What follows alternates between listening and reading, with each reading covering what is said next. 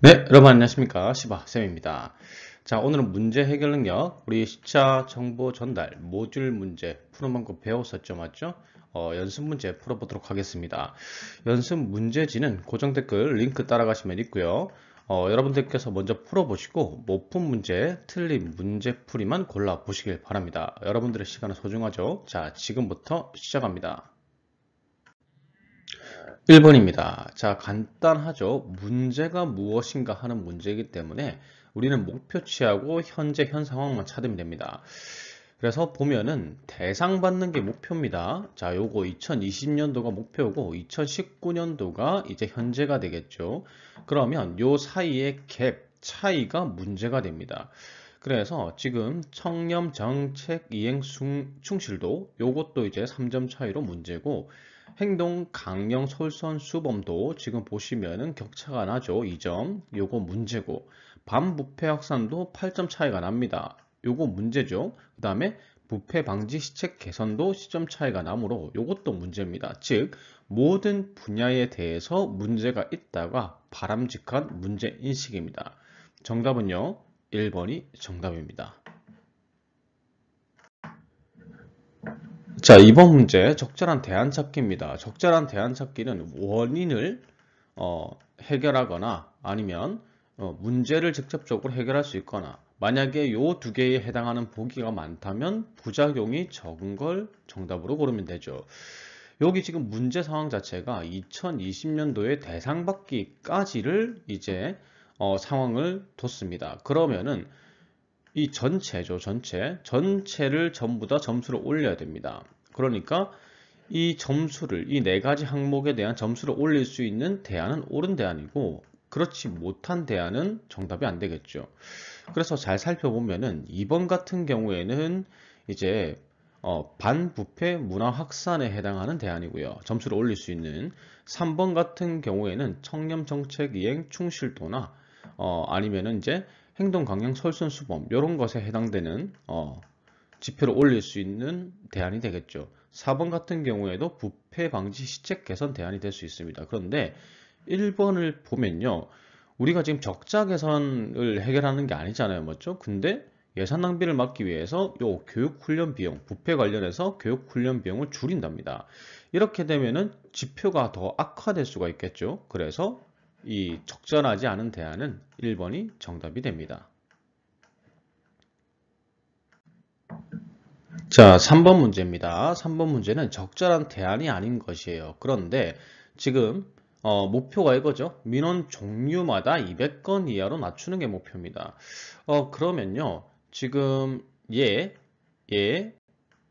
요 세 가지는 200건이 넘죠. 그러니까 요 세 가지, 직업훈련 비리, 직업훈련 확대, 채용 연계 문의 같은 경우에는 지금 문제가 있는 상황입니다. 그런데 이 3번 같은 경우, 세 번째, 장애인 생산품 구매 활성화 같은 경우 이미 목표치 달성입니다. 200건 이하죠. 그러니까 요것에 관한 대안이 있다면 옳은 대안이 아닙니다. 문제가 지금 없는 상황이기 때문에 대안이 필요가 없죠. 그래서 정답은 3번이 정답이 됩니다.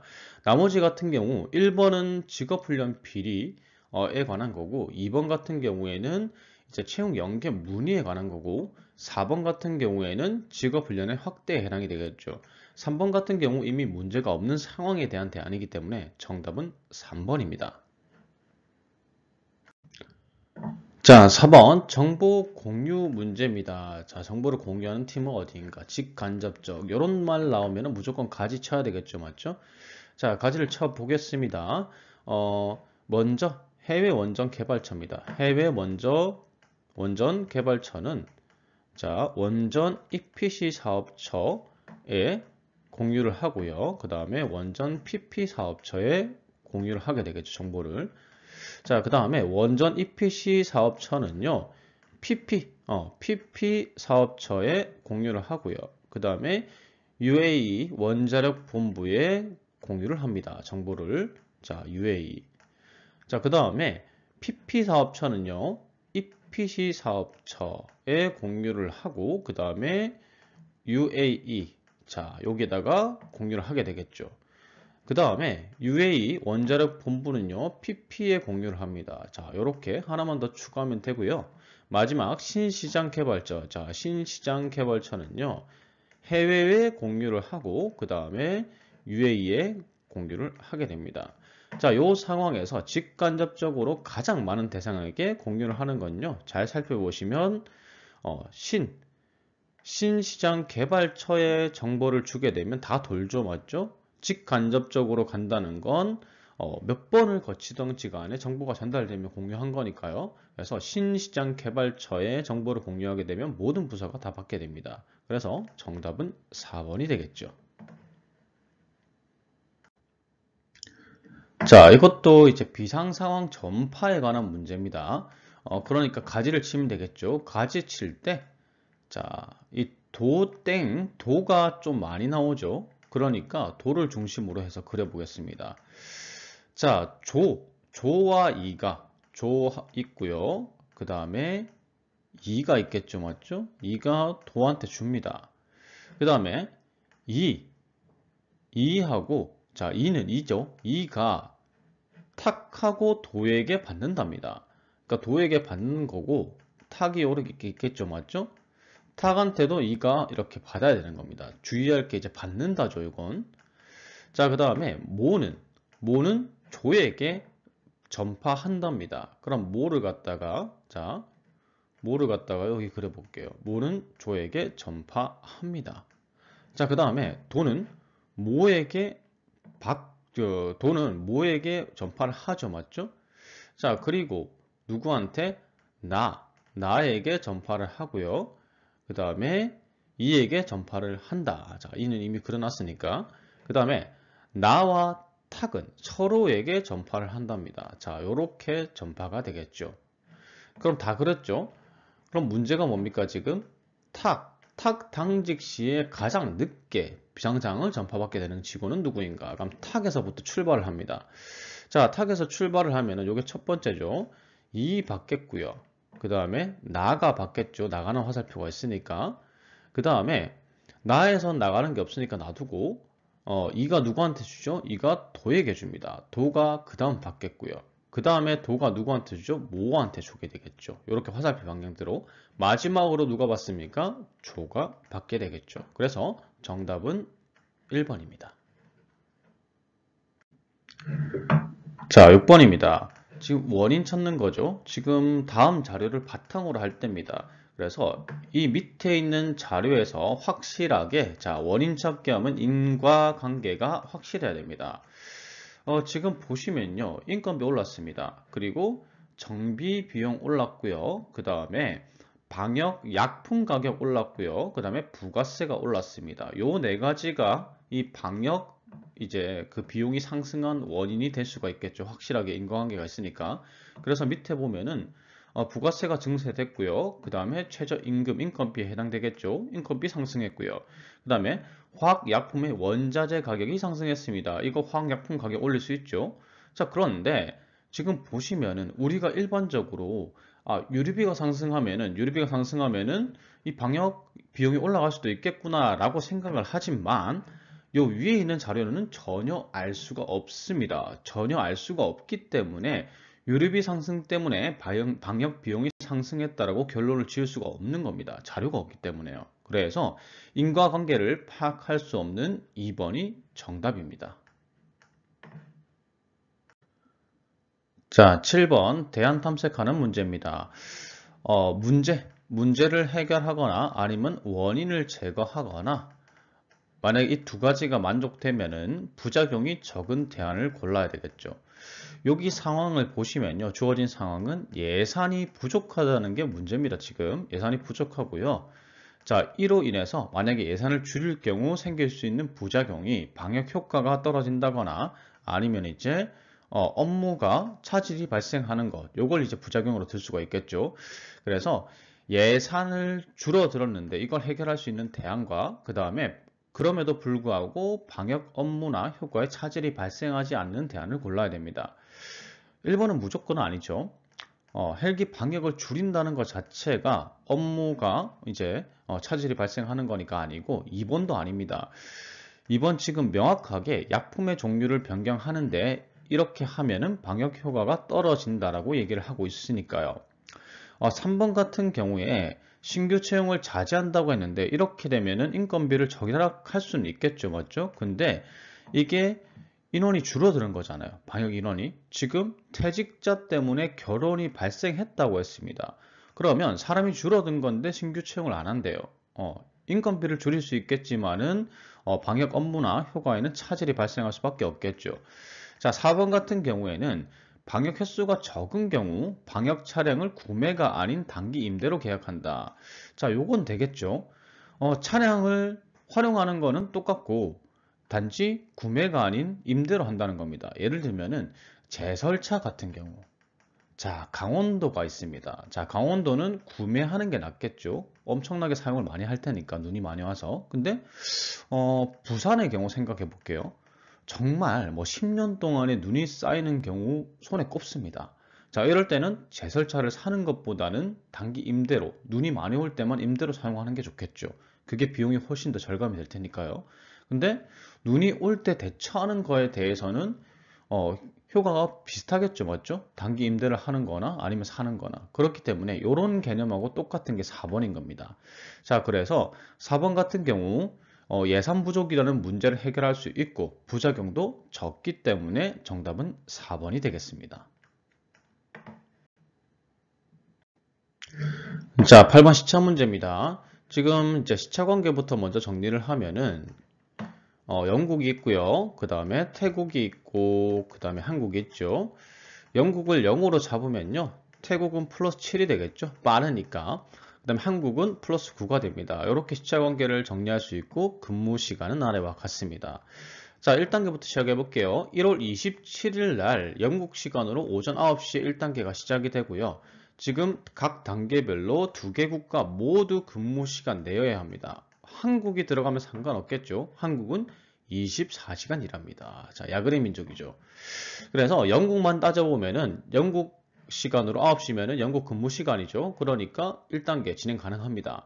그러면 27일 날 9시부터 시작했으니까 10시에 1단계가 마무리됩니다. 근데 문제가 있어요. 2단계로 넘어가려고 하다 보니까 태국이 근무 시간이 아닙니다. 지금 영국 시간으로 오전 10시면요. 자, 영국 시간을 태국 시간으로 바꾸게 되면 마이너스 9를 플러스로 바꾸는 거죠. 맞죠? 이제 플러스 바꾸는 쪽 국가만 생각하면 되니까 플러스 7을 해줘야 됩니다. 그러면 17시가 되겠죠. 17시는 태국의 퇴근 시간입니다. 그러니까 다음날로 넘어가야 되겠죠. 맞죠? 그래서 지금 이제 요 순서가 한국이 먼저 출근하고 그 다음 태국 출근하고 영국 출근한다고 생각하시면 됩니다. 퇴근도 한국이 빠르겠죠. 뭐 한국 같은 경우에는 24시간 이내니까 상관이 없지만요. 그래서 다음날 다시 영국이 출근할 때까지 기다려야 됩니다. 그러니까 시작할 수 있는 게 28일 날 다음날 2단계를 시작할 수 있고 영국이 언제 출근하죠? 9시에 출근하니까 9시에 영국 시간 9시에 시작을 할 수가 있는 겁니다. 그러므로 2단계는 28일 날 9시 30분에 끝이 나겠죠. 자, 그 다음 3단계로 갑니다. 자, 3단계로 가면요. 지금 태국에서 영국으로 보내야 되죠. 맞죠? 아까 10시, 영국 시간 10시가 태국의 퇴근 시간이었으니까 문제 없죠. 9시 반에 3단계를 시작하면요. 그래서 서울 시간 30분이니까 28일 날 영국 시간으로 28일 날 10시죠. 10시. 10시에 3단계가 끝나게 됩니다. 자, 그리고 이제 4단계로 넘어가면 되죠. 영국하고 한국 사이의 관계니까 한국은 상관없고 영국은 근무 시간 내죠. 진행 가능합니다. 그러니까 4단계가 끝나는 시각은 28일 날 11시가 됩니다. 이거 영국 시간이죠. 영국 시간. 그래서 보기에서 쳐다보면요. 우선 이 시간을 다른 국가의 시간으로 바꿔볼게요. 전부 다 플러스 해주면 되죠. 맞죠? 영국 시간에 플러스 7 해주면 태국 시간입니다. 그러니까 태국 시간으로는 18시가 되고요. 그 다음 한국 시간으로는 플러스 9를 해주면 되니까 20시, 20시가 되는 겁니다. 자, 일자는 28일이죠. 맞죠? 그래서 보기에서 골라보면요. 정답은 4번이 정답이 됩니다. 자, 9번 매우 간단한 문제입니다. 지금 뭐 과제, 알맞은 과제는 무엇인가 이 상황에서 이거 대안이죠, 대안. 자, 대안을 찾는 거고 문제 상황을 보시면 지금 예측하기 힘들다 유가를 그런데 원인까지 나와 있습니다. 원인은 단 분석할 데이터 양이 너무 방대하다. 그러니까 올바른 대안은 뭡니까? 이 방대한 데이터를 분석할 수 있는 대안이 적절한 대안입니다. 자, 그럼 1번 아니죠. 데이터가 많아서 못하고 있는데 방대한 데이터를 생성해버리면 안 되겠죠. 정답은 2번이 되겠죠. 3번도 빅데이터를 생성해 주는 거고요. 4번은 전혀 상관이 없는 거죠. 정답은 2번입니다. 자, 10번 시차 문제 끝판왕 문제입니다. 자, 먼저 K대리 일정 정보를 보시고요. 공항에 도착해야 되는 시간을 우리가 산출을 해야 됩니다. 지금 보시면요. 오후 4시에 미팅이 있고요. 두바이 시간이죠. 2시 50분에 숙소 들어가야 됩니다. 그러면은 1시간 이제 체크인하고 10분 걸려서 여기 도착 가능하겠죠, 맞죠? 그리고 지금 이제 숙소에서 1시간 이상 거리 공항까지 그러니까 공항에서 적어도 1시 50분에는 출발을 해야 되고요. 근데 입국 심사가 20분이 있으니까 정말 빠듯하게 도착하면은 1시 30분에는 공항에 도착을 해야 됩니다. 두바이 공항에요. 자, 그래서 K대리가 공항에 도착해야 되는 최소한 1시 반에는 도착을 해야 되는 겁니다. 오후에요. 자, 이렇게 놔두고 지금 보기가 4가지가 있죠. KE0123이 있고 그 다음에 JL457이 있고요. 0457. 자, 그 다음에 KE0124 그 다음에 PO죠. PO 자, 0679. 요거 4개 중에 뭐 타야 되냐입니다. 지금 시차 관계를 계산해 보면 한국하고 두바이, 자, 두바이가 있고 한국이 있는데 한국이 빠르죠? 그러니까 빠르면 플러스 5가 되는 겁니다. 두바이를 0으로 두면요. 자, 이렇게 이제 시차 관계. 시차가 이렇게 이제 계산이 되면은 비행기 운항 시간에 반영을 해버리면 좋습니다. 계산이 편해요. 어떻게 반응하느냐? 지금 출발은 어디서 합니까? 출발은 한국에서 합니다. 맞죠? 출발지 기준으로 한국 시간을 두바이 시간으로 바꾸는 거죠. 플러스를 마이너스로 바꾸는 거니까 마이너스 해주면 되고 마이너스 5가 시차죠. 맞죠? 그러니까 운항 시간에 마이너스 5를 해줘버리면 됩니다. 그래서 KE0123 같은 경우에는 4시간 30분 그 다음에 KE0124 같은 경우 4시간 30분, PO0679 같은 경우에는 5시간, 그 다음에 JL0457 같은 경우 4시간 40분 이렇게 걸린다고 생각하시면 돼요. 시차를 반영해버리면 이제 시차 생각할 필요 없습니다. 운항 시간에 넣어버렸기 때문에. 그러면 우리는 이제 출발 시간에서 운항 시간 계산만 해주면 됩니다. 이때 제가 말씀드렸던 게 시간 따로 분 따로 계산하는 게 시수를 줄인다고 했죠. 자, 그래서 계산해 보면은 이 KE0123 같은 경우에는 26시 10분에 도착을 합니다. 즉 날짜가 바뀌어서 10월 8일 2시 10분에 도착한다고 보시면 되고요. 자, 그 다음에 KE0124 같은 경우에는 10월 8일 이거 두 개 더해주게 되면은 13시 도착입니다.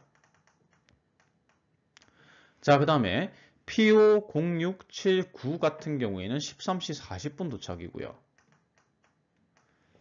그 다음에 JL0457 같은 경우에도 13시 40분 도착이죠.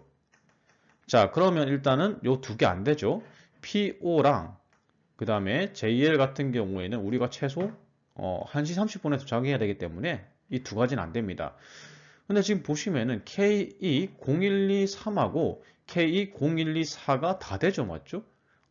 얘는 새벽에 도착을 하고 그 다음에 얘는 13시에 도착을 하니까 둘 다 가능합니다. 근데 문제에 보시면은 K 대리는 업무 이외에 두바이 체류 시간을 줄이려고 한다라고 여기에 나와 있습니다. 그러니까 최대한 빠듯하게 도착을 해야 되겠죠. 그래서 정답은 13시에 도착하는 KE0124가 정답이겠죠. 정답은 3번입니다. 자, 여러분 문제 해결 능력이 드디어 종료가 됐고요. 다음 시간부터는 수리 본격적으로 공략해 보도록 하겠습니다. 제 영상이 도움이 됐다면 구독, 좋아요 부탁드리겠습니다. 감사합니다.